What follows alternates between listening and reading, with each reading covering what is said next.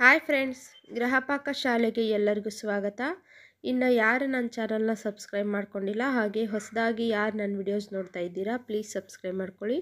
ಇವತ್ತು ನಾನು ಮಟರ್ ಮತ್ತು ಆಲೂಗಡ್ಡೆ ಹಾಕಿಬಿಟ್ಟು ಪಲ್ಯನ ಯಾವ ರೀತಿಯಾಗಿ ಮಾಡೋದು ಅಂತ ಹೇಳ್ಕೊಡ್ತೀನಿ. ಒಂಥರ ಕುರ್ಮಾ ಟೈಪ್ ಆಗುತ್ತೆ, ತುಂಬ ಚೆನ್ನಾಗಿರುತ್ತೆ ತಿನ್ನಲಿಕ್ಕೆ. ನೀವು ದೋಸೆ ಜೊತೆ, ಪೂರಿ ಜೊತೆ, ಅನ್ನದ ಜೊತೆ, ಚಪಾತಿ ಜೊತೆ ತಿನ್ಬೋದು, ಸಖತ್ತಾಗಿರುತ್ತೆ. ನಾನಿಲ್ಲಿ ಹಸಿ ಬಟಾಣಿಯನ್ನು ಸುಲಿದು ಇಟ್ಕೊಂಡಿದ್ದೀನಿ, ಅದನ್ನು ಸ್ವಲ್ಪ ಎಣ್ಣೆಯಲ್ಲಿ ಫ್ರೈ ಮಾಡಿ ಇಟ್ಕೊಂಡಿದ್ದೀನಿ. ಹಾಗೆ ಆಲೂಗಡ್ಡೆನ ಬೇಯಿಸಿಟ್ಕೊಂಡಿದ್ದೀನಿ, ಮತ್ತು ಈರುಳ್ಳಿ ಟೊಮೊಟೊ ಹಣ್ಣನ್ನು ಕಟ್ ಮಾಡಿ ಎತ್ತಿಟ್ಕೊಂಡಿದ್ದೀನಿ. ಹಾಗೆ ಸ್ವಲ್ಪ ಶುಂಠಿ ಬೆಳ್ಳುಳ್ಳಿ ಪೇಸ್ಟನ್ನು ಕೂಡ ಸೈಡಲ್ಲಿ ಎತ್ತಿಟ್ಕೊಂಡಿದ್ದೀನಿ. ಇದು ಸ್ವಲ್ಪ ಕ್ರೀಮಿ ಸ್ಟ್ರಕ್ಚರ್ ಆಗಲಿಕ್ಕೋಸ್ಕರ ನಾನು ಒಂದು 10ರಿಂದ 12 ಬಾದಾಮಿಯನ್ನು ನೀರಲ್ಲಿ ನೆನೆಸಿ ಇಟ್ಕೊಂಡಿದ್ದೀನಿ. ಈಗ ಈರುಳ್ಳಿ ಮತ್ತು ಟೊಮೊಟೊ ಹಣ್ಣು ಮತ್ತು ಬಾದಾಮಿ ಇದನ್ನೆಲ್ಲ ನುಣ್ಣಗೆ ಪೇಸ್ಟ್ ಮಾಡ್ಕೊಳ್ಳೋಣ.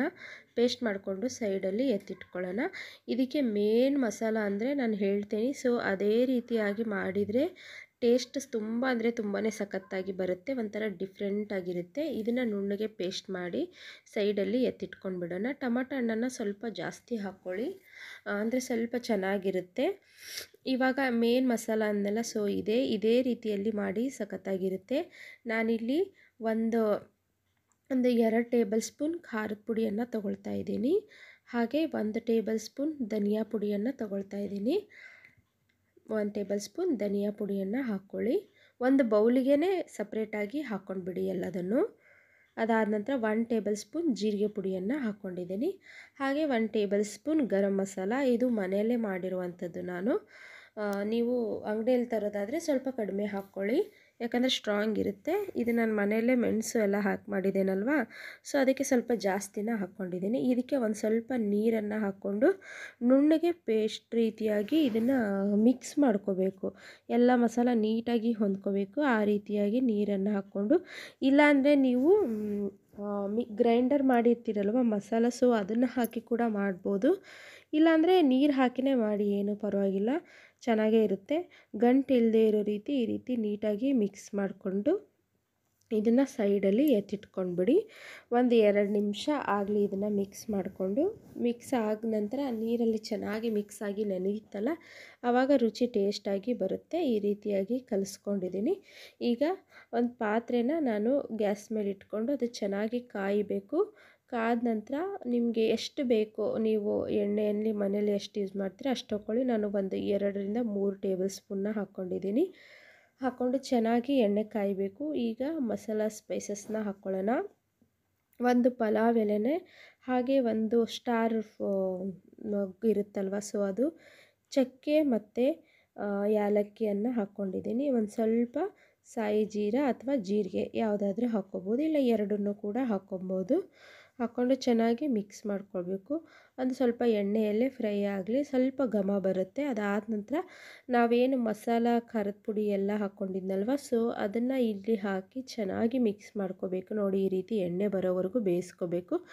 ಈ ರೀತಿ ಎಣ್ಣೆಯಲ್ಲೇ ಫ್ರೈ ಮಾಡಿ ಹಾಕೋದ್ರಿಂದ ಅಂದರೆ ಮಸಾಲ ಚೆನ್ನಾಗಿ ಬೆಂದಿರುತ್ತೆ, ಆಮೇಲೆ ಪರಿಮಳ ಚೆನ್ನಾಗಿ ಬರುತ್ತೆ, ಹಾಗೆ ಟೇಸ್ಟ್ ಕೂಡ ಸಖತ್ತಾಗಿರುತ್ತೆ. ಇವಾಗ ಶುಂಠಿ ಬೆಳ್ಳುಳ್ಳಿ ಪೇಸ್ಟನ್ನು ತೊಗೊಂಡಿದ್ನಲ್ವ, ಸೊ ಅದನ್ನು ಹಾಕ್ಕೊಳ್ತಾ ಇದ್ದೀನಿ.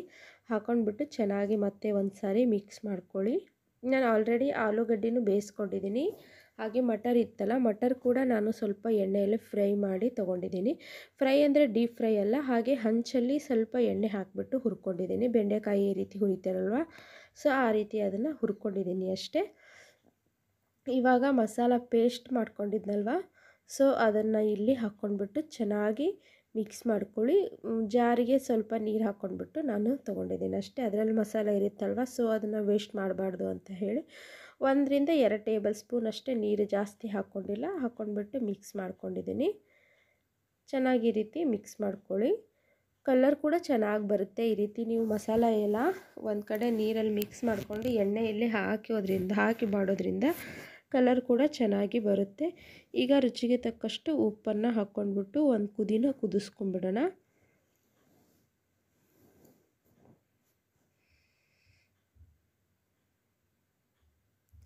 ಈಗ ಮುಚ್ಚಳ ಮುಚ್ಚಿಟ್ಬಿಡಿ. ಅದು ಚಟಪಟ ಅಂತ ಸಿಡಿತಾ ಇತ್ತಲ್ವ, ಮತ್ತು ಸುಮ್ಮನೆ ಆ ಕಡೆ ಈ ಕಡೆ ಸಿಡಿಯುತ್ತೆ ಅಂತ ನಾನು ಅದಕ್ಕೆ ಮುಚ್ಚಳ ಮುಚ್ಚಿಟ್ಬಿಟ್ಟಿದ್ದೀನಿ. ಜಾಸ್ತಿ ಎಲ್ಲ ನೀರೆಲ್ಲ ಹಾಕ್ಲಿಕ್ಕೆ ಹೋಗಿಲ್ಲಲ್ಲ, ಅದಕ್ಕೋಸ್ಕರ ಅದು ಈ ರೀತಿ ಸಿಡಿತಾ ಇರುತ್ತೆ. ಮುಚ್ಚಳ ಮುಚ್ಚಿಟ್ಬಿಡಿ.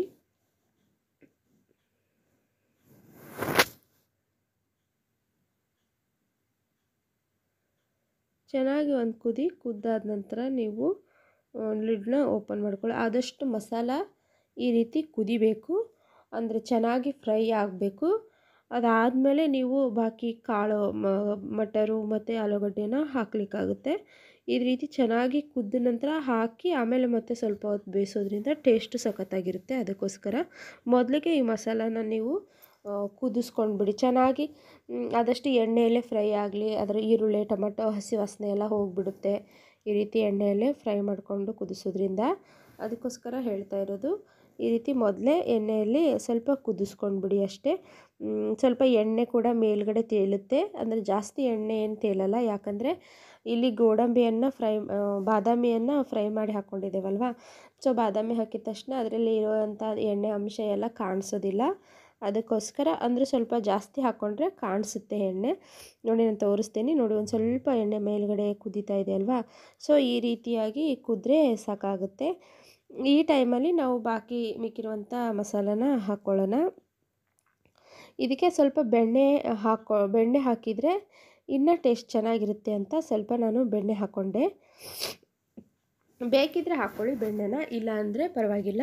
ನಾನು ಸ್ವಲ್ಪ ಬೆಣ್ಣೆ ಹಾಕಿದರೆ ಸ್ವಲ್ಪ ಟೇಸ್ಟ್ ಚೆನ್ನಾಗಿರುತ್ತೆ ಅಂತ ಹಾಕ್ಕೊಂಡಿದ್ದೀನಿ. ಇದು ಆಪ್ಷನಲ್, ಬೇಕಿದ್ದರೆ ಹಾಕ್ಕೊಳ್ಳಿ ಅಷ್ಟೇ, ಇಲ್ಲ ಅಂದರೂ ಕೂಡ ಪರವಾಗಿಲ್ಲ. ತಿನ್ನೋರಿದ್ದರೆ ತುಪ್ಪ ಅಥವಾ ಬೆಣ್ಣೆನ ಹಾಕ್ಕೊಳ್ಳಿ. ಈಗ ನಾನು ಮಟರ್ನ ಏನೋ ಇಟ್ಕೊಂಡಿದ್ನಲ್ವ, ಸೊ ಅದನ್ನು ಕೂಡ ಇಲ್ಲಿ ಹಾಕ್ಕೊಳ್ತಾ ಇದ್ದೀನಿ. ಹಾಕ್ಕೊಂಡ್ಬಿಟ್ಟು ಚೆನ್ನಾಗಿ ಮಿಕ್ಸ್ ಮಾಡ್ಕೊಳ್ಳೋಣ.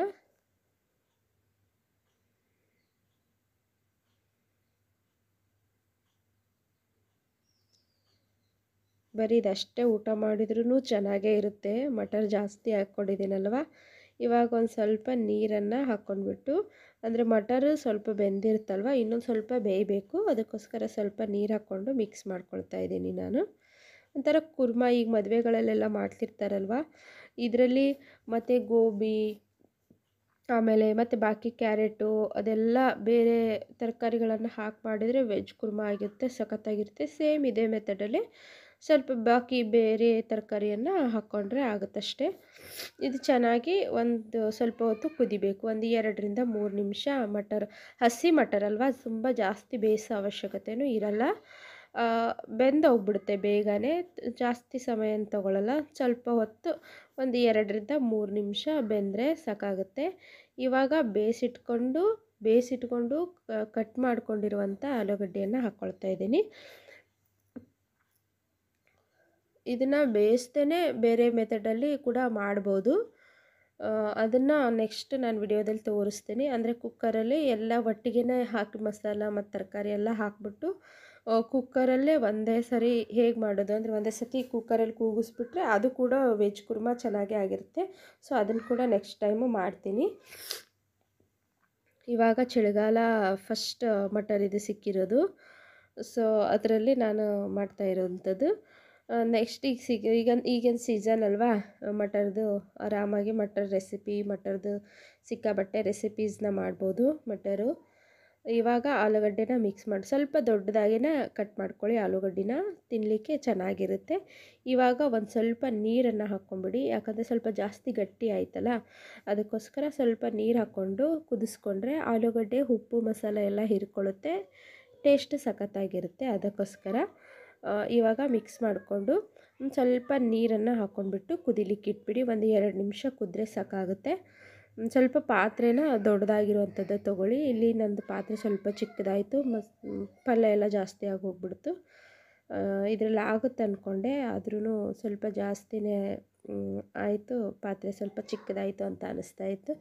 ಮಿಕ್ಸ್ ಮಾಡಲಿಕ್ಕೆಲ್ಲ ಸ್ವಲ್ಪ ಸರಿ ಅನ್ನಿಸ್ತಿರ್ಲಿಲ್ಲ, ಅದಕ್ಕೋಸ್ಕರ ಸ್ವಲ್ಪ ಅಗಲವಾಗಿರುವಂಥ ಪಾತ್ರೆಯನ್ನು ತೊಗೊಂಡು ಮಾಡ್ಕೊಳ್ಳಿ. ಈಗ ಮಿಕ್ಸ್ ಮಾಡ್ಕೊಂಡು ಒಂದು 2 ನಿಮಿಷ ಕುದ್ರೆ ಸಾಕು. ನೀವು ಇದನ್ನು ಪೂರಿ ಜೊತೆ, ಚಪಾತಿ ಜೊತೆ, ರೊಟ್ಟಿ ಜೊತೆ, ಅನ್ನದ ಜೊತೆ ತಿನ್ಬೋದು, ಸಖತ್ತಾಗಿರುತ್ತೆ ಟೇಸ್ಟ್ ಮಾತ್ರ. ಇವಾಗ ಉಪ್ಪು ಖಾರ ಎಲ್ಲ ನೋಡಿಕೊಂಡು ಕಡಿಮೆ ಆದರೆ ಹಾಕ್ಕೊಳ್ಳಿ. ಎಲ್ಲ ಸರಿಯಾಗಿರುತ್ತೆ ಅಂದರೆ ಸಖತ್ತಾಗಿರುತ್ತೆ ನೋಡಿ ಟೇಸ್ಟ್ ಮಾತ್ರ.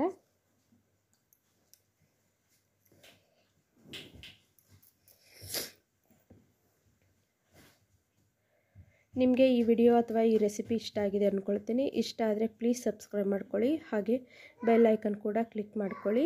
ನಿಮ್ಮ ಫ್ರೆಂಡ್ಸಿಗೆ, ಫ್ಯಾಮಿಲಿ ಗ್ರೂಪಿಗೆ ವಿಡಿಯೋನ ಶೇರ್ ಮಾಡಿ.